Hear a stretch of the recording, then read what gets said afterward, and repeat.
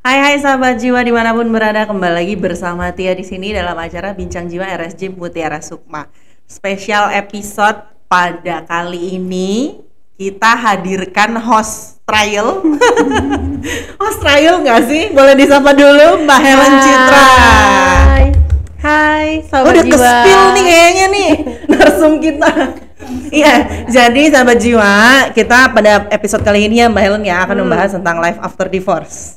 Betul ya, dengan narasumbernya Dr. Cindy. Disehai dulu dong. Halo Sobat Bincang Jiwa Rumah Sakit Jiwa Mutiara Sukma. Halo Mbak Tia. Halo Mbak Halo, Helen. sehat dong? Alhamdulillah. Alhamdulillah. Dr. Cindy baru comeback ya.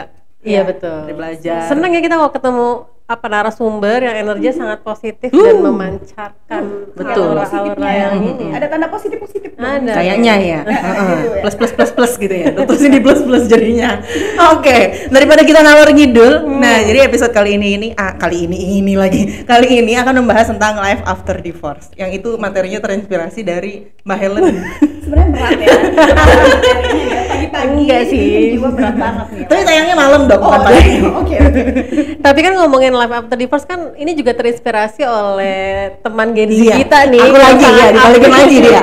Sangat update dengan drama pertiktokan ya. Oh iya, ember. Di TikTok kan lagi seru banget ya, Tia, dengan berbagai macam ngomongin tentang kehidupan mereka pasca berpisah. Iya, sebenarnya Baik itu putus cinta maupun divorce. Sebenarnya itu ya, berpisah pada dalam bentuk apapun. Dan topik ini rasanya tuh kalau kita obrolin apa ya, agak-agak bikin deg-degan, merinding-merinding gimana gitu ya, dan mengerikan gitu. Dan mungkin buat beberapa sahabat jiwa akan bisa jadi ada yang merasa tidak nyaman mungkin ya membahas hal ini. Nah, jadi Mudah-mudahan. sesuai episode kali ini, Dok. Jadi life after divorce. Hmm. Tia sih sebelumnya pengen bahas di apa namanya? Marriage Iya, life-nya dulu. marriage life. Flashback dulu dari dia baru pacaran deh. Oke. Dari baru pacaran ya. Indah, nikmat semuanya tanpa Seru, packagingnya bombastis. luar biasa gitu ya. Baru nikah selang beberapa saat, beberapa waktu gitu. Kayaknya dia nggak kayak yang dulu, dia nggak kayak gini, dia nggak kayak gitu. Jadi kayak merasa kita tuh tertipu gitu. Kayak yang aku yang seimut dan segemoy ini gitu tuh. Tahu nggak? Balik ke situ mungkin Gerakan gerakan malu. Bisa dilihat mungkin sama Sobat Jiwa di Iya rumah. dong, itu gerakan yang ini ya. Iya. Ikonik banget. Iya, ya gerakannya. ikonik banget. Nah, betul. Jadi kan itu singkat cerita itu kayak karena dia playing victim ya, gitu ya dibilangnya kurang lebihnya. Siapanya? Yang pihak lakinya, Oh, pihak gitu, lakinya. pihak lakinya. Jadi dia merasa tertipu itu, Dok. Kenapa tuh, Dok? Oke, kita bahas dulu ya Oke. satu-satu. Tadi kan kita bilang ada flying victim, Uh-uh. ada marriage life atau sebelum masih masa-masa pacaran ya. Yang namanya pacaran ya, pasti semuanya indah ya. Semua yang ditonjolkan adalah yang baik-baiknya saja. Karena kita pengen melakukan apa sih yang terbaik buat pasangan Betul. itu, gitu kan. Pengen dikenal itu wah, gitu. Pengen dikenal itu saya baik loh, bisa kamu pilih gitu. Kan seperti itu. Nah, tapi tergantung lagi nih, kan dalam kita kehidupan menikah itu berbeda lagi ya. Menikah itu sudah tidak hanya tentang cinta-cintaan saja. Ember, banyak banget ya. Iya, banyak banget ya. Belum Berat, lagi, berat. Kalau kan anak-anak zaman sekarang Gen Z bilang belum lagi token listrik bunyi gitu kan. Gimana Gen Z? Enggak. Aku bukan Gen Z kali ini. Aku sebagai Token ibu-ibu. listrik bunyi, terus belum lagi susu anak, belum lagi pampers Iya, ya, pah, banyak pah, hal, gitu. banyak hal Terus. yang harus dipikirkan. Jadi di sini yang paling penting adalah ekspektasi kita tuh seperti apa sih sebenarnya? Ekspektasi kita dulu. Yang mana sih gitu.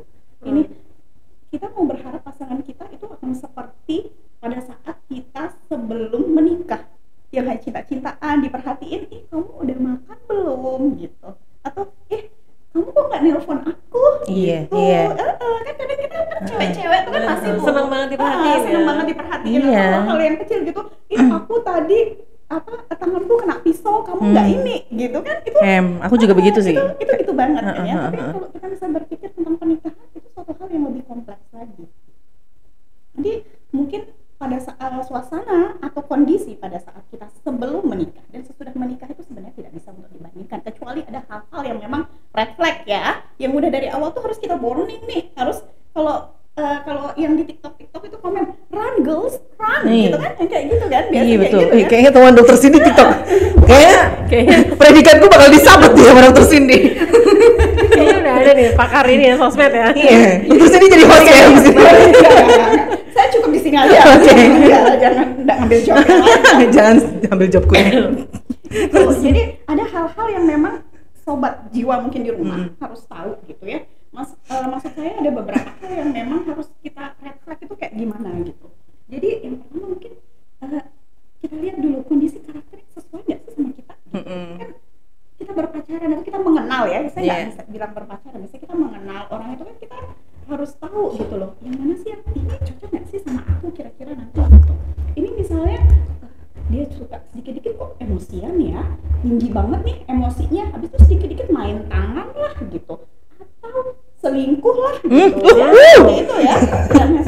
Itu hal-hal yang memang perlu kita waspadai gitu, apalagi yang sudah main tangan lah, kemudian berbohong lah, yang seperti itu. Jadi kalau misalnya hanya perhatian dan yang lainnya itu kadang suasana menikah dan sebelum menikah itu berbeda.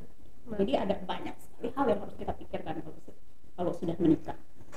Jadi mungkin kalau yang bisa ini kayak tadi, mungkin kalau ada yang hal-hal yang dikatakan red flag seperti tadi, mungkin itu yang mungkin perlu dihindari.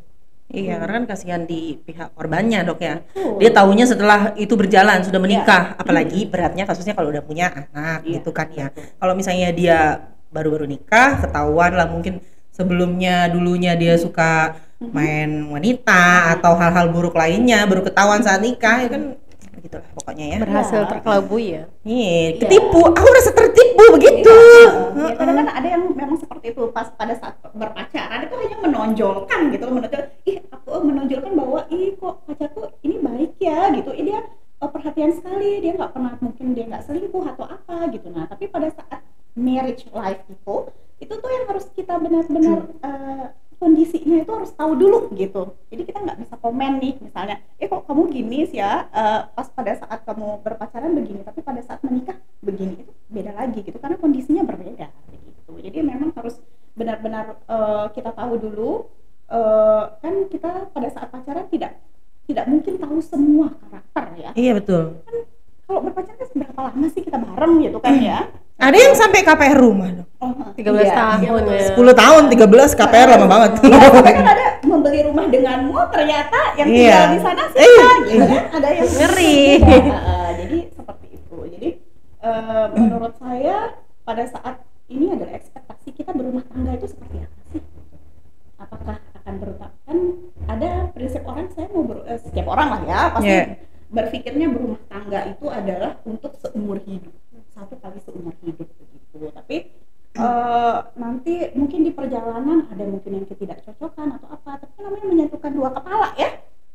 Kita kadang pusing juga dengan kepala kita sendiri gitu kan ya, misalnya kita maunya gini, kondisinya juga berbeda kan kayak begitu, apalagi ini 2 kepala dengan berbagai macam pemikiran begitu. Jadi mungkin yang di sana yang harus tujuan kita apa sih? Tujuan dulu gitu. Marriage ini mau ngapain sih?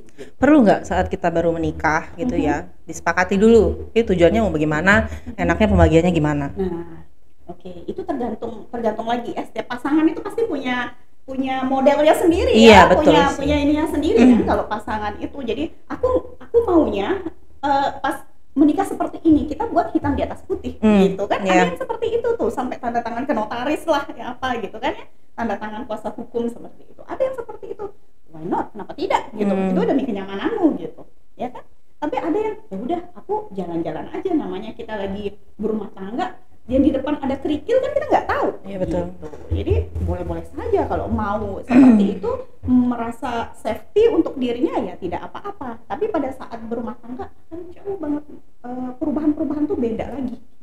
Jadi banyak hal yang memang mungkin tidak bisa diprediksi pada saat kita berumah tangga. Jadi skill berumah tangga atau skill kita menghadapi masalah itu coping, kalau kita bilang ya, coping. Ya, okay. Karena tadi ngomongin tuh ya Dok ya, sebelum pacaran, tadi kan sedikit dibahas nih, kenapa tadi ya, awalnya pas pacaran bagus, baik gitu kan, terus pas nikah tuh tadi ya banyak hal yang mengejutkan. Karena mungkin pas lagi pacaran tuh kan kita lagi eager untuk mendapatkan sesuatu ya, bahkan suka dibilang laki-laki tanda kutip pemangsa gitu ya. Tanda kutip Pemangsa atau buaya?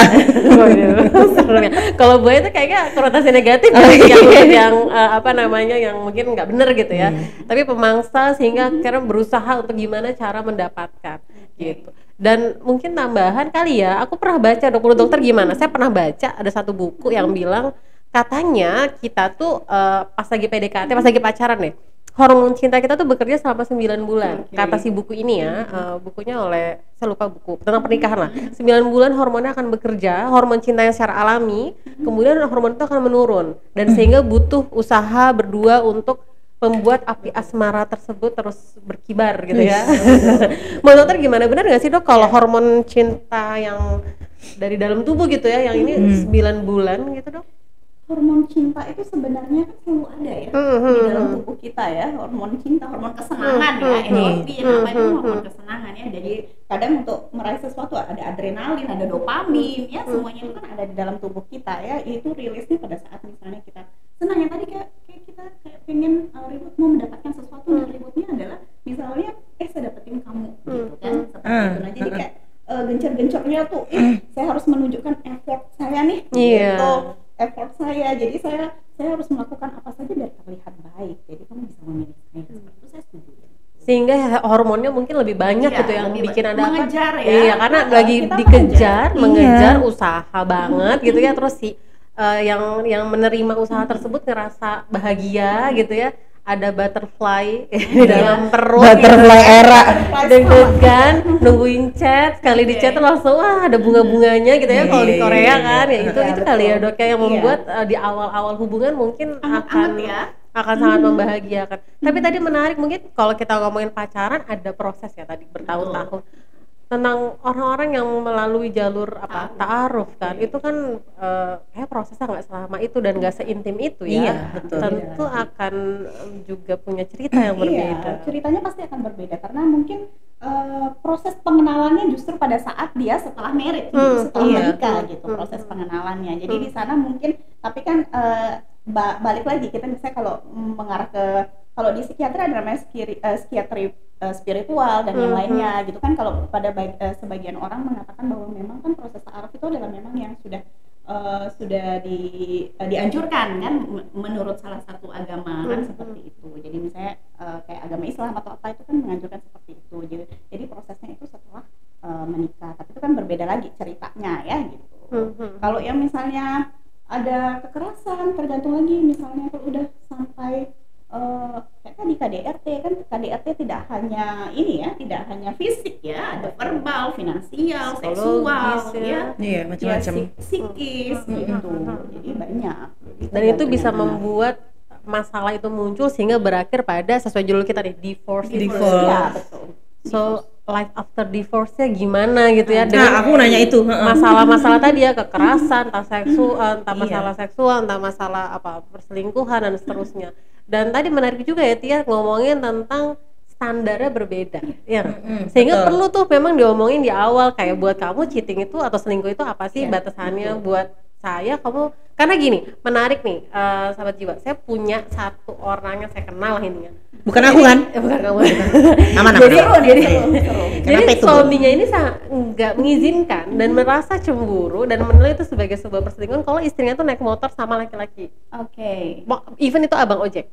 Jadi ya, jadi bahkan jadi istrinya tuh lebih harus menunggu lah ini kayak gitu karena nggak diizinkan, karena batasan dalam pernikahan mereka tuh naik motor sama laki-laki, bahkan tuh abang ojek itu tuh nggak ini, itu mungkin hal yang disepakati di awal, sehingga kalau istrinya setuju mungkin nggak apa-apa kali ya gitu ya. Tapi kalau nggak setuju akhirnya mengalami ketidaknyamanan dalam menjalin hubungan kan akan nggak enak dan bisa memicu masalah-masalah selanjutnya sesuai dengan topik kita ini gitu ya.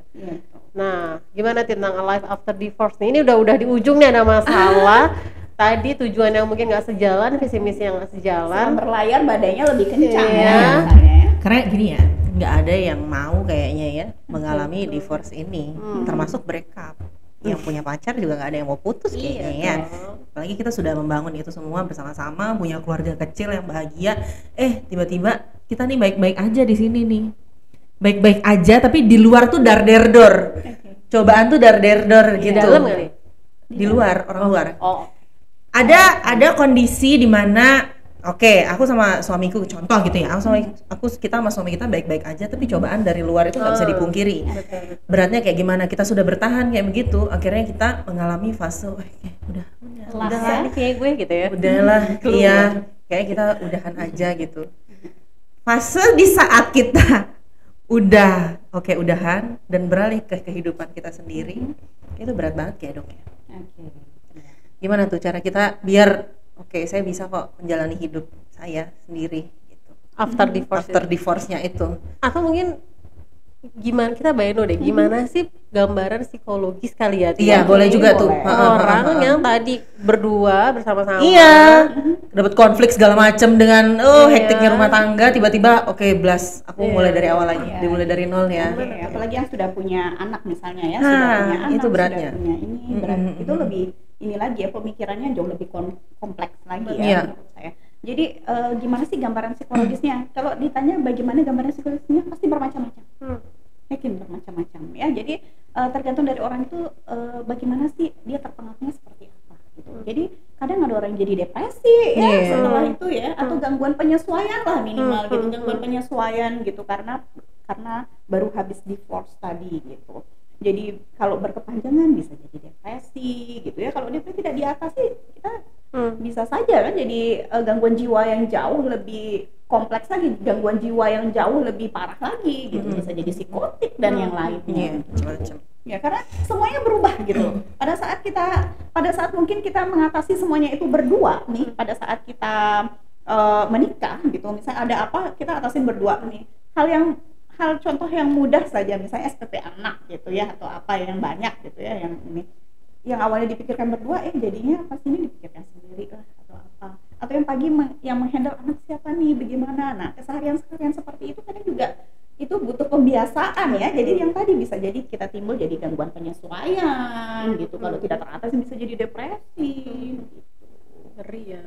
Karena gimana ya, kalau kita udah nikah, udah tahu batasannya. Apapun masalah kita nggak boleh sampai keluar gitu kan ya. Mana orang bilang begitu kan. Dari agama juga kan begitu kan. Terus aib ya? Aib. kadang kita udah mumet banget nih, udah mumet banget. Kayak kita perlu cerita ke temen bilang baru gitu aja, biasa tuh kayak gitu, diremehin. Lebih parah gue gitu ya. Iya, lebih parah gue. Adu nasib jatuhnya. Atau dibilang gini, contohnya nih dari segi perempuan gitu. Cowok tuh biasa kayak gitu, udahlah. Emang semua kayak gitu. Semua cowok tuh sama aja. Sama aja. Dari semua zaman cowok. dulu sampai sekarang gitu-gitu Iya, aja sama gitu. aja. Cowok-cowok nanti pada ini nih. Protes dia. Terus kita ngomong di sini langsung. Nggak ada komentar gitu ya Oh, di iya. masyarakat. Mungkin nggak semua, kita perlu disclaimer juga, nggak semuanya. Iya, nggak semua sih. Semua ya. Kebanyakan. Jadi, psikiatri itu ada namanya overgeneralization gitu. Jadi kayak overgeneralisasi gitu. Jadi satu cowok yang melakukan itu, tapi akhirnya yang dijudge adalah semua cowok. Gitu. Iya. Nah, itu kita cara menyikapinya gimana ya? Cara menyikapinya gimana? Karena apa-apa kita pendem sendiri, sampai kita mengatasi sendiri dan akhirnya mengambil keputusan, saya udah nggak kuat, saya sendirian aja gitu. Nah, bagus sekali ya, Mbak Tia, ini bagus sekali. Ini kayaknya relate, mungkin scroll di TikTok. Gitu, Iya, bukan kehidupan saya kok, tenang, sahabat jiwa, bukan. Kehidupan saya baik-baik ya kan, Aji. Sebagai informasi, sahabat jiwa ini pengamat media sosial, pengamat TikTok ya, jadi sangat update dengan gambaran. Iya, gambaran-gambaran. Ngomong-ngomong update soalnya dok, ada di TikTok, TikTok lagi nih. Ada yang update day 1 after divorce, day 2 after divorce, kondisinya kayak gimana? Dia nggak berani keluar rumah, kayak capek. Padahal dia nggak kerja fisik, tapi capek bawaannya. Tapi satu yang saya apresiasi, dia mau terbuka. Walaupun dia di sosmed ya, tidak apa-apa gitu kan. Ada yang memberikan mungkin empati, support dan yang lainnya ya. Nah, kalau balik lagi ke pertanyaan Mbak Tia tadi, gitu kan, yang katakan bahwa kata ini aib lah, apalah gitu, harus dipendam sendiri, enggak ya. Tolong ya sobat jiwa di rumah ya, tolong jangan ini aib apabila itu diceritakan kepada orang yang salah. Betul. Gitu. Jadi gosip tetangga jadinya ya kalau diceritakan ke Nah, kalau memang seperti itu, datanglah ke ini, Psikiater? bisa ke psikiater, Psikolog. bisa ke Atau psikolog. Mana kamera? Psikolog. Kami ada polisi komen. Iya, di rumah sakit jiwa kan kebetulan ya. Jadi di sini psikiater kan juga mendengarkan ya gitu. Jangan bisa juga kan kita lihat juga apakah berpotensi nih menjadi gangguan jiwa yang lebih berat lagi Iya, takutnya betul, gitu. betul, Mungkin betul. ya, jadi kita bisa lihat gitu nanti, dan bisa paling nggak di sini kan ada teman curhat yang akhirnya tidak jadi aib gitu, tidak jadi bahan gosipan seperti Dapat solusi juga dok. Dapat Karena solusi. ditangani secara profesional. Iya, betul. Sangat profesional begitu. Jadi kami tidak mungkin akan berbicara di tempat lain. Tahu nggak pasienku Salah, tadi itu ya? gitu. Enggak. Jadi tidak bukan aib ya, jadi tidak usah takut untuk berbicara sobat jiwa. Jadi memang kita butuh untuk apa sih yang kita gunakan untuk saluran nih media nih, kita untuk nyalurin perasaan kita gitu, nyalurin kondisi kita saat ini seperti apa. Aduh aku sedih banget, nggak bisa, takutnya nanti berakhir suicide begitu kan. Banyak nih yang sekarang kan berakhirnya suicide apa gitu. Jadi karena apa yang tadi, bisa jadi karena dia tidak mendapatkan wadah yang tepat untuk berbicara. Iya. Dan tadi tentang life after divorce ya, gambaran psikologinya mungkin orang depresi dan masalah penyesuaian, kecemasan, takut keluar rumah dan seterusnya. Tapi ada nggak sih dok kasus di mana orang menjadi sangat happy gitu dengan kehidupan dia pasca iya, betul. divorce. Karena saya ketemu tuh banyak banget di TikTok. Mungkin nggak se expertise Tia ya. Tapi saya pernah lihat gitu ya, dia sangat happy banget. Pernah nggak Tia nonton ya? Tahu aku. Iya. Akte nikahnya. Gitu. Akte nikah, akte cerai. Nah itu tuh gimana dok? Jadi berbeda-beda kasus seperti yang saya katakan tadi ya. Mungkin dia merasakan bahwa pernikahan ini adalah suatu beban yang begitu dilepaskan, gitu. Selesai nih, gitu. Gue bisa happy, gitu. Karena mungkin terlalu, ya kita bilang toksik ya. Ada namanya pernikahan yang toksik. Udah lelah banget nih, nggak bisa nih. Gue udah berjuang nih, gitu. Saya udah berjuang banget dari awal banget berjuang. Tapi ternyata kok tetap segini-gini aja gitu, nggak bisa lebih, bahkan saya merasa jauh lebih tersakiti gitu. Nah akhirnya pada saat dia bercerai dia merasa gue happy gitu.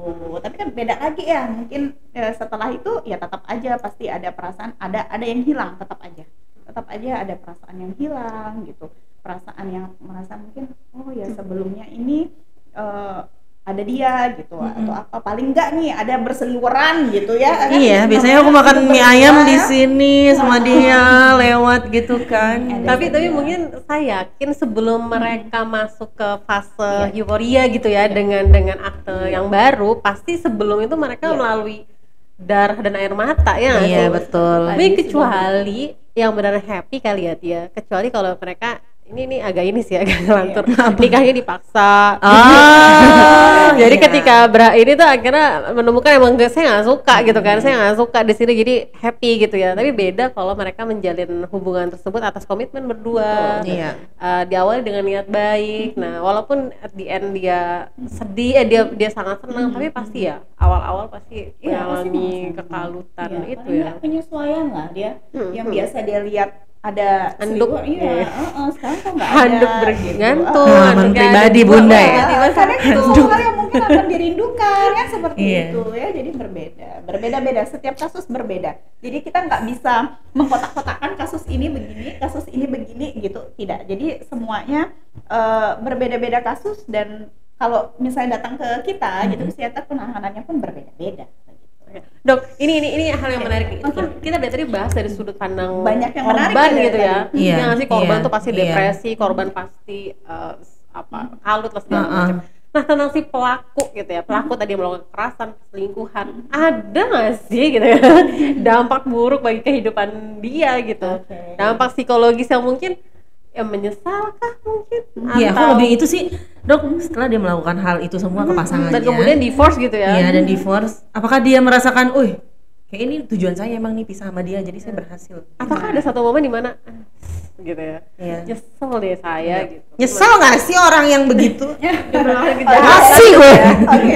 Ini masuknya lebih dalam lagi ya. Mindful. Katanya ngomong ringan. tadi kalau kita saya agak sedikit mau meluruskan dulu. Tadi kalau kita katakan bahwa ini si korban dari suatu pernikahan gitu, jika bercerai ya dua-duanya kita anggap itu nggak ada yang menguntungkan sebenarnya ya dari suatu perceraian ya, kalau Apalagi misalnya anak-anak. kita ini ya. Aku sedihnya anak-anak Berarti semua. Statusnya ada tisu. Iya terus kan.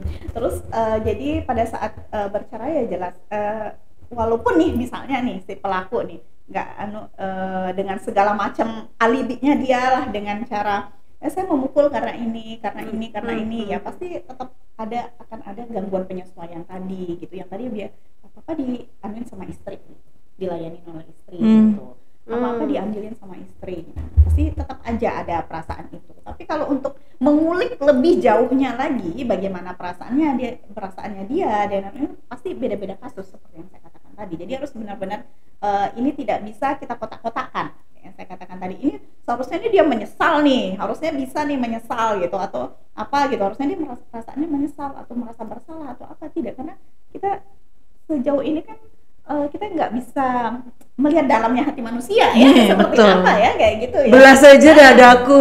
Jadi Jangan dong. ya, Berdarah gitu. nanti. Jadi menurut saya yang penting di sini jelas nih pasti ada seperti gangguan penyesuaian atau apa. Kecuali mungkin si laki-lakinya ngerasa udah punya calon istri yang baru kali ya. Iya, Tapi iya. tetap nggak sih? Karena ini cewek-cewek semua ya yang di sini. Jadi sebenarnya gitu. Tapi tetap nggak sih, mungkin ada fase dia membandingkan dengan yang sebelumnya ya nggak, Oke, tadi makanya ya. mungkin Aku kepikiran itu serius. ya Oke. mungkin akhirnya tetap ada masalah penyesuaian karena Iya, berbeda dong istri benar. yang Treatnya kan sebelumnya berbeda. dengan yang baru, Namanya orang dan berbeda. kita tadi ngomongin tentang jatuh cinta dengan yang baru pun mungkin juga berbeda. proses hormon-hormon itu bekerja juga mungkin nggak terus menerus, Iya. kecuali kalau dia membakar terus api asmara itu. Duh Tia, tarik nafas dulu. Tia ini Gimana penuh dengan membakar emosi api asmara? mewakili Iya. netizen. Aku kalau lagi di ruangan juga ya ada Mbak Upi gitu, kita ngobrol politik lah segala macam. Aku kalau abis ngobrol sama teman-temanku aku bengong gini. Mbak Tia kenapa? Nggak ada, capek aja dia orang dewasa ya kayaknya. Apalagi dengan Capek menjadi orang dewasa. Ini Dengan topik yang hot. Iya, sumpah. betul. Kalau capek menjadi orang dewasa balik lagi ya. Gimana, Ti, ekspektasinya lagunya, menjadi Ti? Dewasa bagaimana? Lagu gitu. apa? Aku apa dewasa itu loh. Takut tambah dewasa.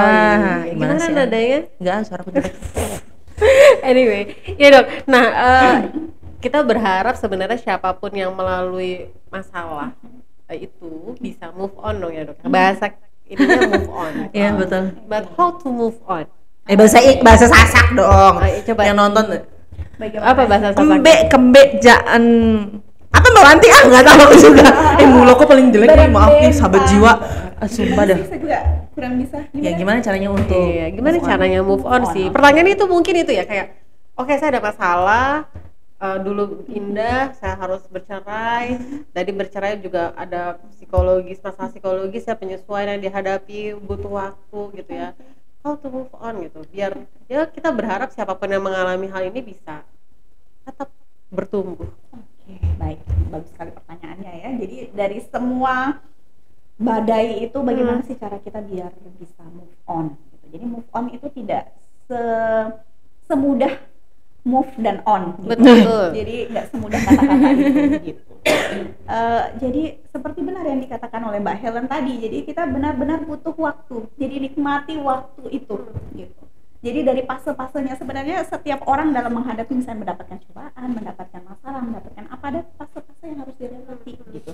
Yang pertama pasti ada angry ya, maksudnya marah dulu ya, kenapa sih aku harus cerai gini gitu, marah. Keluarkan semua dulu, keluarkan semua amarahnya, keluarkan semua kesedihannya, lalui gitu. Fase-fasenya itu jangan di skip gitu, fase-fasenya jangan di skip gitu, Diterima aja. diterima. Penerimaan itu adalah sebenarnya sudah sebagian besar dari kita proses untuk move on itu, penerimaan tadi. Kemudian kita kenali dulu nih, kalau saya sudah merasa saya tidak sanggup lagi nih, belum bisa nih saya move on gitu, masih sedih terus, sedih berkepanjangan, saya sampai hampir gila, ada orang yang mengatakan seperti itu ya, saya kayak hampir gila, datang untuk minta pertolongan, memang ke ahlinya seperti itu. Jadi butuh waktu, butuh effort juga dari kita gitu untuk move on ini. Jadi temuilah orang-orang gitu, berbicara Iya, gitu ya, betul. berkumpul dengan teman-teman, lakukan yang dulu membuatmu merasa senang gitu. Yang dulu misalnya hobinya apa nih, mulai nih lakukan gitu, olahraga gitu, mencari misalnya yang sebelumnya dia bekerja, tapi setelah menikah dia tidak bekerja, mungkin mencoba lagi gitu. Ya betul. Jadi tapi tadi sebelumnya butuh waktu memang, dan nikmati waktu itu. Kenapa saya bilang menikmati waktu itu, jangan di skip fase-fasenya gitu, jangan di skip. Nah, saya ada skip, enggak, saya harus tegar, enggak boleh menangis, tidak. Waktunya menangis, silahkan menangis. Jangan disembunyikan. Waktunya menangis, silahkan menangis.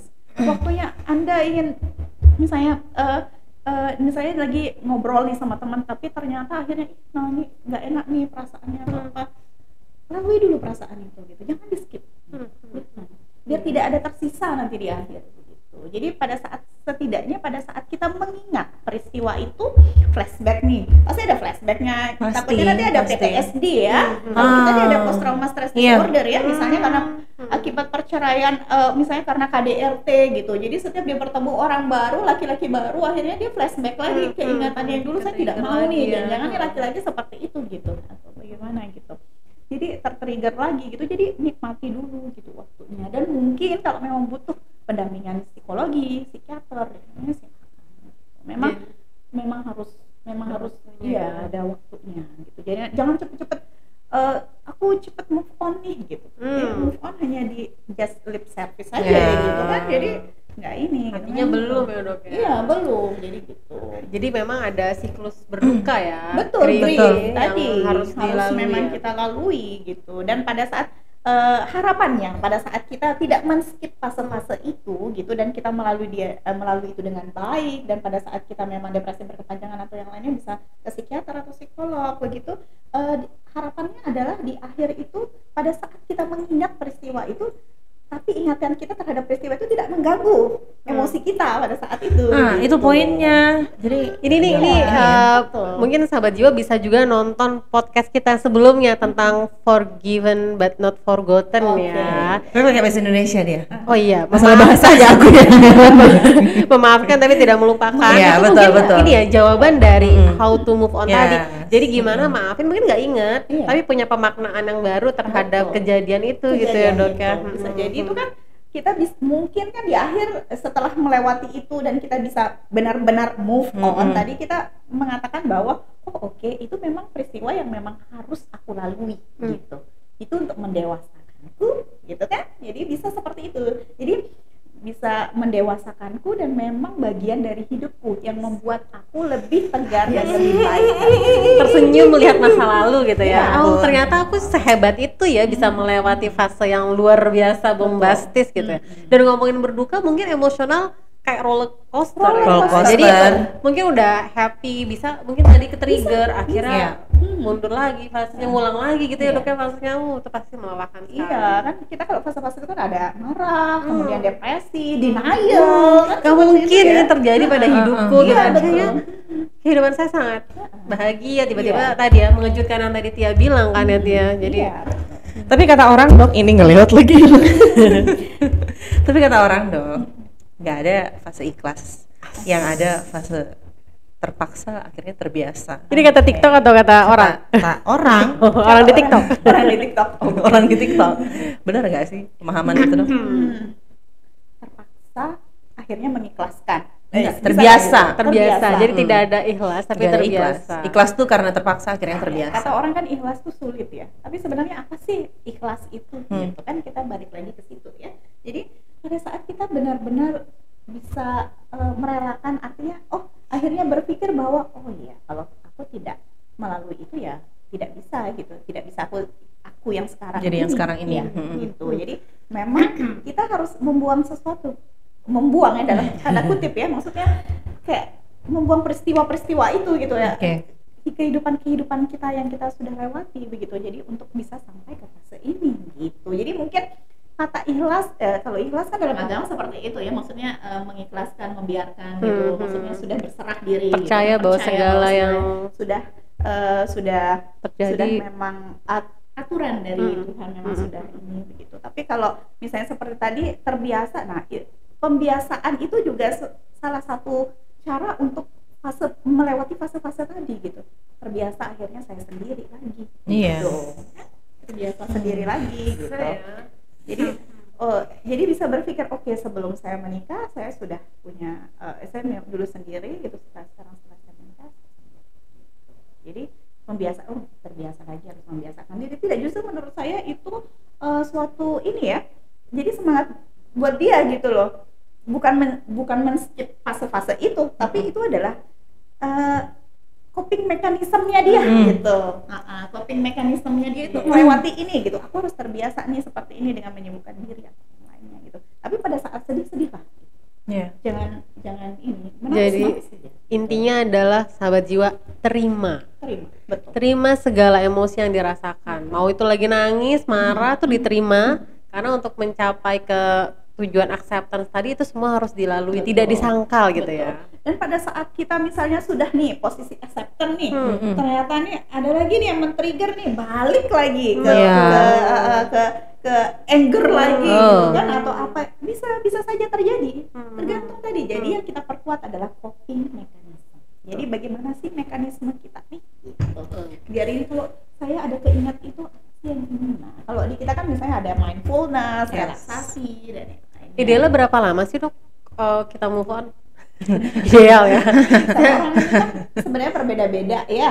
Beda-beda deh kayaknya ya. Beda, kan Lama berdamai dengan masa Nah lalu. itu dia. Tapi Secara teori ada nggak sih dok kayak berapa lama orang dikatakan oke ini emang kalau wajar grief kok yang ya. biasa kan 6 sampai 1 tahun biasanya. Wah, parah sih. Banyak yang lebih dok. Iya, banyak. Makanya tuh yang lebih itu suruh ke Psikiater. Jadi kalau menurut saya tidak harus tunggu 6 bulan nih, tidak harus tunggu 1 tahun nih gini. Tapi kalau aku sudah merasa aku tidak tahan, aku harus bicara.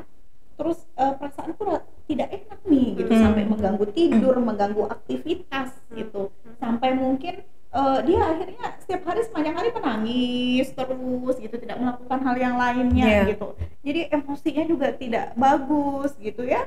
Ini langsung mencari pertolongan, tidak harus tunggu yang ini. Jadi kan kayak tadi, gangguan penyesuaian itu bisa berkembang menjadi hal yang lebih berat gitu. Jadi kalau dia sudah ada kayak tadi, apalagi kayak sudah ada ide suicide, ada ide bunuh diri gitu ya, itu juga harus cari pertolongan. Kita nggak punya hotline untuk bunuh diri? Ada, kita kalau lapor budir dok. Jadi sekarang itu kita ada di aplikasi Mutiara Sukma pada fitur lapor budir. Kalau offline-nya mau ketemu dokter Cindy langsung atau psikiater lainnya dan teman-temannya Mbak Helen psikolog, bisa langsung di Pojok Healing RSJ Mutiara Sukma. Layanan kita setiap hari Minggu di Car Free Day di halaman Hotel Grand Madani. Gitu. Nah, seru banget ya Tia. Gimana Ti? Ya tau lah, aku kayak berat gitu.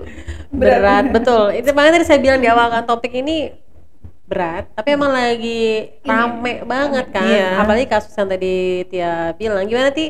Aku yang itulah ya. Aku yang seimut ini itu aja bisa disakiti dan menuju perceraian kali ya beritanya. Dok, emang harus banget ya kalau bercerai gitu. Aku nanya gitu sih. Tapi kayak disayang, kalau aku pribadi ya, disayangkan banget gitu. Terus diputer-puter cari solusi sana sini dulu. Tapi ya masing-masing orang beda-beda ya. Gitu. Iya, kembali kalau harus berat banget nggak kita bercerai gitu. Nah, tujuan kita apa sih menikah gitu. Iya. Balik lagi ke tujuan kita tuh menikah apa? Setiap orang badainya berbeda. Jadi saya bilang berbadai. Pada saat kita awal-awal menikah sama yang tadi, masih anget-angetnya, masih ini seru-serunya cari perabotan rumah, betul, masih saling masih berkabar lah, aku lagi makan. Gitu sekarang kan. boro-boro. Kayak gitu kan. Jadi ada orang mengatakan pada saat kita berlayar itu ya, kalau di pinggir kan ombaknya kena ombak pantai ini masih gitu, nah sama kayak gitu. Jadi di awal tuh asmaranya tuh masih cintanya masih ini. Begitu ke lautan lepas gitu kan ya, yang sudah ombaknya sudah mulai tenang gitu, kadang ada rasa kayak kok gini ya, lempeng gitu. Kadang ada orang kayak gitu kan, bosen gitu, terus tiba-tiba ada badai buar gitu kan, nggak siap. Nah itu sama, pernikahan juga seperti itu. Sama juga halnya seperti pohon ya. Ini kalau nggak disiramin terus akarnya kan nggak tumbuh ke dalam untuk memperkuat ini tadi fondasi pohonnya seperti itu. Jadi tujuan Jadi kita apa, jadi terus di-upgrade nih, maksudnya kita menikah nih gini loh gitu, jadi ada waktu berdua nih buat ngobrol gitu, dengan pasangan. Aku utarakan, jadi kadang kan cewek-cewek tuh aku mau dimengerti nih tapi nggak ngomong, ya kan, ada kan yang seperti itu ya. Cewek-cewek tuh misalnya kayak gini, kamu harus tahu apa yang aku pikirkan. Kan hello, laki-laki kan juga bukan dukun ya, gitu ya, sama kayak psikiater kan, tujuannya juga bukan dukun kan, juga gitu. nggak bisa ini mungkin ya. Iya, nggak bisa baca pikiran kan ya, gitu. Kita sekolah bukan untuk membaca pikiran gitu kan ya, bukan langsung tatap langsung pikirannya keluar, reader ya.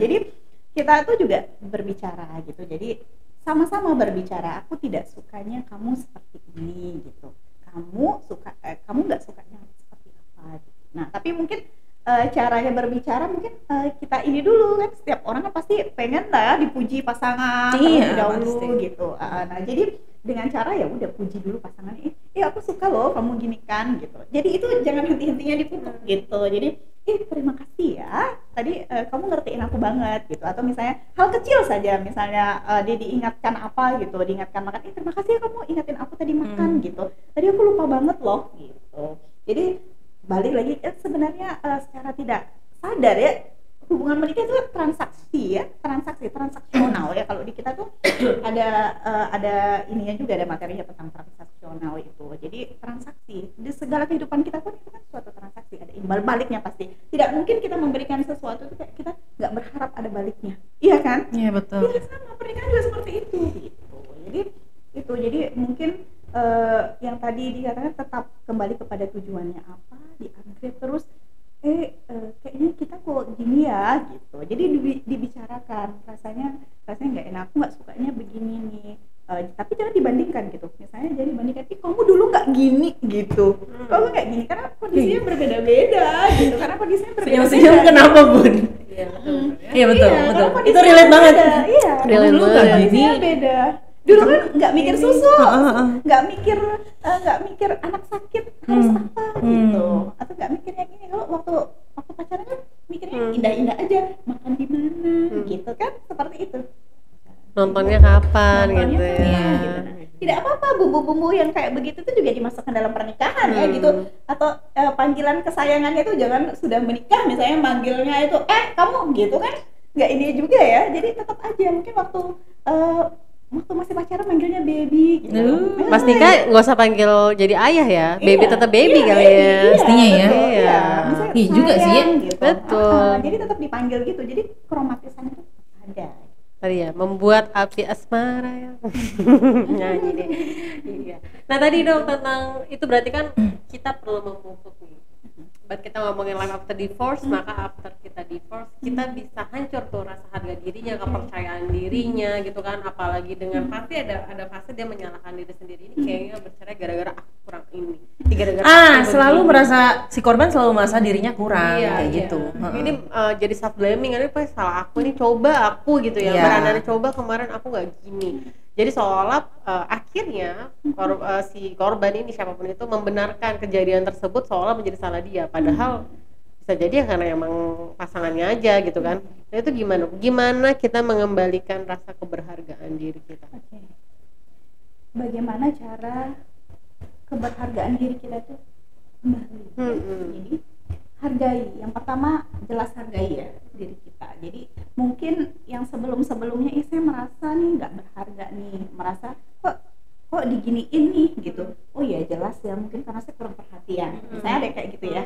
Saya mungkin kurang perhatian karena ini atau apa. Kurang jago masak. Yang perlu diingat apapun itu gitu kan, yang namanya selingkuh ya tetap tidak dibenarkan ya. Itu kan cheating itu tetap tidak dibenarkan ya. Jadi ingat satu hal itu gitu. Jadi memang tidak dibenarkan mau selingkuh dalam bentuk apapun ya. Yang ini tidak dibenarkan, entah itu pasanganmu seperti apa gitu ya.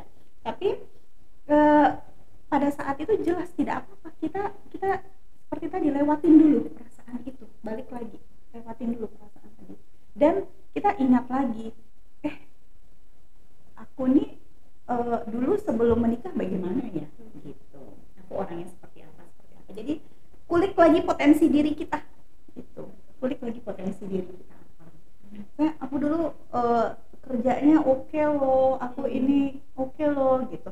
Gimana kalau misalnya mencoba? Nah kadang orang yang susah banget tuh mencoba lagi gitu. Nah kalau sudah mulai fase yang disebutkan oleh Mbak Helen tadi, merasa harga diri rendah, merasa sudah akhirnya menyalahkan diri terus, mungkin aktivitas juga jadi pasti terganggu, jelas ada mungkin depresi dan yang lainnya, jelas harus berobat gitu. Jadi harus butuh bantuan dulu, karena memang yang seperti itu kita nggak boleh anti, bukan nggak boleh, maksudnya kita tidak anti dengan obat-obatan ya, karena memang kan pada fase seperti itu mungkin kita butuh memang dengan obat-obatan itu. Bagaimana sih mengangkat ini mood kita lagi gitu, Balikin moodnya lagi. Iya, balikin Gitu. moodnya lagi, apalagi kalau yang sudah kayak tadi. Apalagi dengan Emang status sudah yang butuh. udah berbeda. Beda dari waktu zaman muda dulu. Iya. dengan anak lagi ya itu Iya. menjadi. Iya. Jadi berarti tadi usahanya tuh adalah apa? Cintai diri sendiri cintai lagi ya, diri hargai sendiri, diri hargai sendiri, diri temukan hal-hal baik dalam diri kita dan jangan takut untuk ke Psikiater. psikolog untuk mencari pertolongan gitu ya dok. ya. Betul. Oke, ini sebenarnya obrolan kita sahabat jiwa ini sebenarnya relate sama diskusi podcast kita sebelumnya yang bersama saya. Yaitu yang pertama tadi bangkit dari bangkit dari luka perselingkuhan. Terus forgiven but not forgotten. Forgotten. Terus sekarang life after divorce. Jadi emang ini kayak serial cinta gitu ya, cinta yang dihianatin tapi dan kita gimana bangkit. Dan tadi soalnya ini melanjutkan pertanyaan Tia, gimana yang punya anak gitu tentang co-parenting dan Iya. itu pasti susah ya. Tadi Tia sendiri bilang, aduh bayangin anak gitu. Bahkan Tia sampai aduh ini ya Tia. Gak bisa aku dong. Ini Nah, kan udah ada tisu nih. Enggak, mataku kelilipan. Enggak ada kasus dari pengalaman aku. Ini temanku yang kayak begitu. Nggak boleh bilang aku katanya. Teman Tia yang kayak begitu.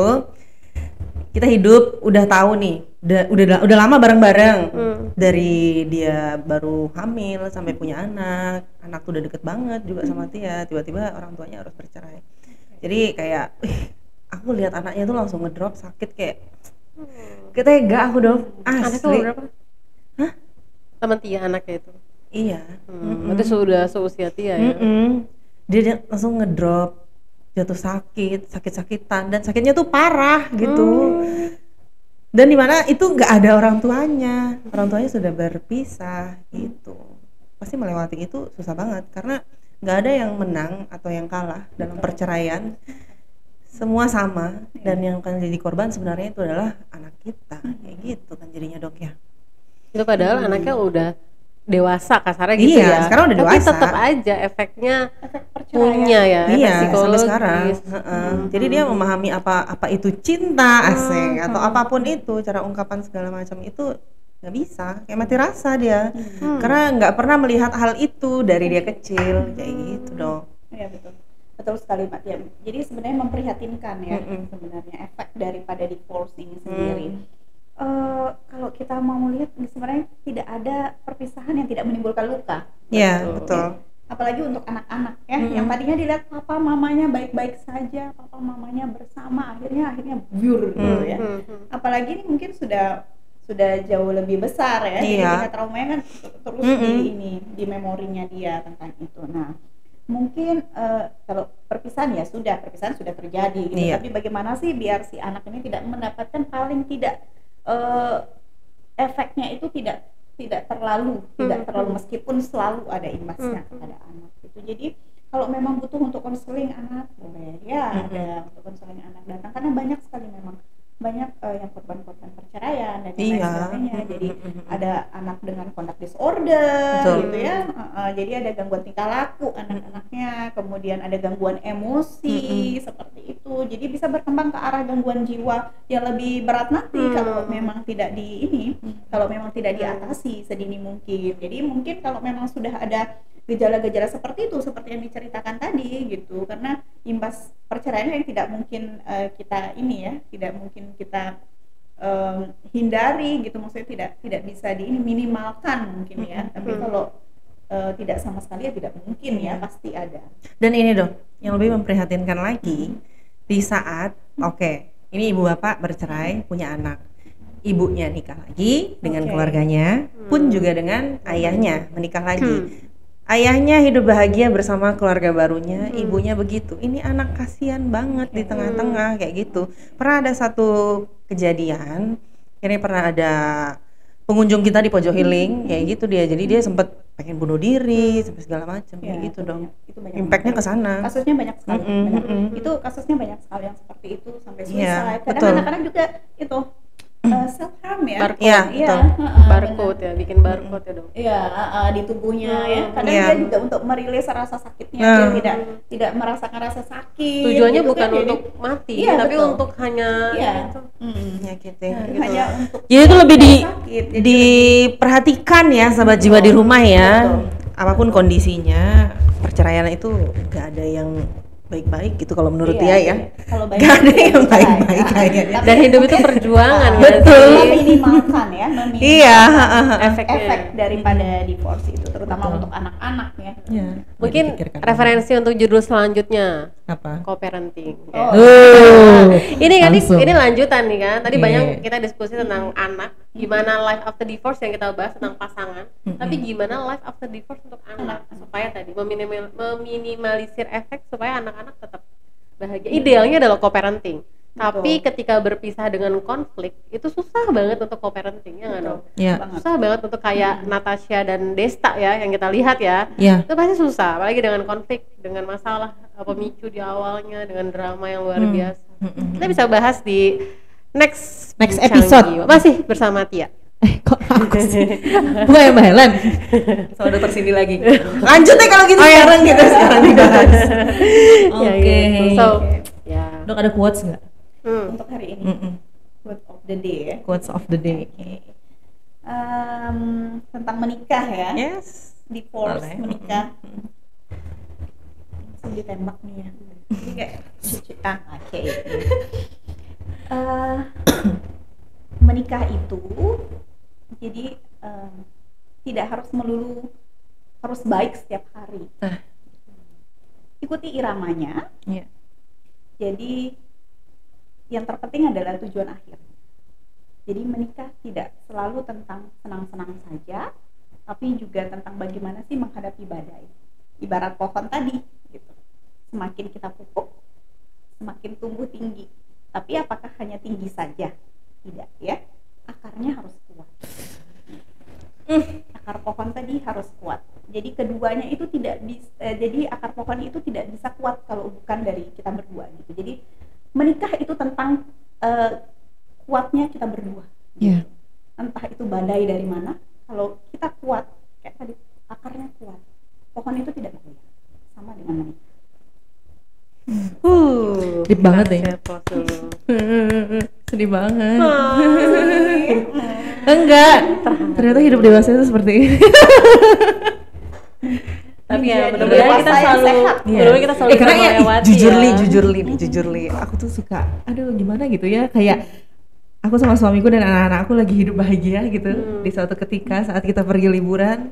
Oke, ada deh perasaan takut gitu. Ini mau ada cobaan apa lagi ya kayaknya habis ini. Pasti ke trigger begitu jadinya dong. Cemas nih, cemas ya. Enggak sih kayaknya. Cemas. Kayak aku sering bikin orang cemas kayaknya. Bukan dirinya. Besok mau hadapin apa lagi nih? Gitu. Udah dipersiapin dari sekarang. Apa karena banyak lihat TikTok kayaknya? Iya. Kayaknya. Reels itu loh kadang Iya, juga iya, memicu, iya, benar, memicu benar. itu banget emosi itu. kita, kecemasan kita gitu itu memicu. Makanya kita perlu Banget. detox ya sesekali Betul, ya. betul. Di apa algoritmanya diganti. Yang dilan-dilan itu harus singkirin Iya. nih. Ya kan itu mempengaruhi banget. Beng aja kali ya. Beng ya. Boleh. Nanti jadi pinggir Seneng ini banget. nggak? Oh, iya. Terus gitu ada banyak ya. Jadi banyak sekali memang kasus-kasus gangguan jiwa akibat media sosial ini. Parah itu dong. Betul, Bener. betul. Dari anak sampai yang sudah tua juga banyak ya dok yang menghadapi Dewasa gak tua banget lah. Elah. Dewasa banyak banget. Menghadapinya sekarang kan yang gen-gen yang memang media sosial ini kan kasih ke depannya seperti Gen Z. apa. Gen alpha, gen beta. Aduh. Wah, oke dok, ini topik yang luar biasa ya Tia. Saya nggak bisa berword Iya. lagi deh nih. Kayaknya relate buat kita aplikasikan di kehidupan kita. Tadi quotes yang akar-akar itu Mbak Helen. Jangan Harus diingat dipupuk. akarnya ya, tapi ya. Iya Iya, betul. ingat. Harus dipupuk. Iya, dipupuk. Harus kerjasama. Menikah itu ada 2 orang yang hidup di sana. Jadi jangan terlalu condong ke istri atau condong ke suami, kayak begitu ya kurang lebihnya. Dan pernah ada juga yang bilang kalau masalah itu terjadi itu 2 orang juga ikut berkontribusi. Iya betul. Jadi ya, saya mudah-mudahan siapapun kita bisa terus punya semangat berjuang ya Dok ya untuk Iya. memperjuangkan tujuan kita tadi, Iya, pernikahan tujuan kita pernikahan. dalam hal ini supaya tetap tumbuh, subur, kuat, kokoh, tinggi, apalagi tadi. Berbunga, berbuah. berbuah. Aduh, ya. Mudah-mudahan kita bisa mencapai hal itu Iya, ya. sehingga dipetik hasil buahnya yang baik-baik Iya, aja. segar-segar. Oh, nikmati. Seger lagi. Buah lah Bagian dari segar ya. kehidupan. Iya Nah. betul. Nggak bisa kita hindari dar-der-dornya, hektiknya kehidupan Bun ya. Iya. Di jalan. Karena pasti selalu ada. Pasti selalu ada dengan masalah pribadinya masing-masing. Itu Semoga aja kita mungkin bisa sahabat jiwa. taklukkan guys ya.